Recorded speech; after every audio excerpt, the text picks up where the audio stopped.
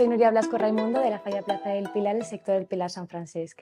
Y bueno, estoy ya graduada en Marketing y Publicidad y este año pues he aprovechado este año de Fallera Mayor, que tenía un poquito más de tiempo para prepararme oposiciones en algo totalmente distinto, que a mí de toda la vida me ha gustado la justicia y el derecho, y entonces estoy preparando para auxilio y tramitación procesal.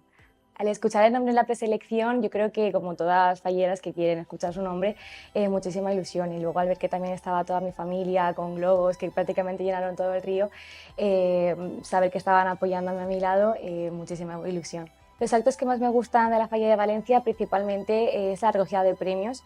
Para mi falla especialmente es un acto muy emotivo. Y sin duda la ofrenda. Yo creo que es algo que todas las falleras mayores están deseando, ya sin ser falleras mayores, es algo, un acto que deseamos todos los valencianos pasar para darle el ramo a la Chepeludeta. Mi falla del Pilar se diferencia del resto de fallas principalmente porque creo que llevamos muchísimos años de historia.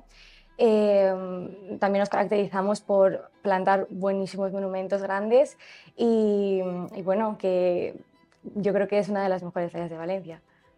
Mis artistas favoritos, creo que sin duda en estos últimos años atrás ha sido Paco Torres.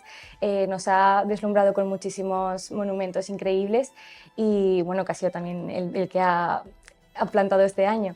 Y de anteriores, yo creo que Miguel Santa Eulalia es uno de los que más marca la historia de las fallas. Para mí la indumentaria valenciana yo creo que tiene muchísima historia, muchísimo que aportar a la ciudad y que siga evolucionando.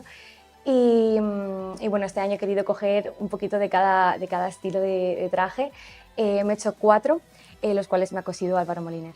Mi fallera mayor de Valencia como referente es Marina Civera. Yo creo que es una de las que tiene muchísima personalidad, muchísima carisma y se propuso tener a Valencia en un puño y lo consiguió.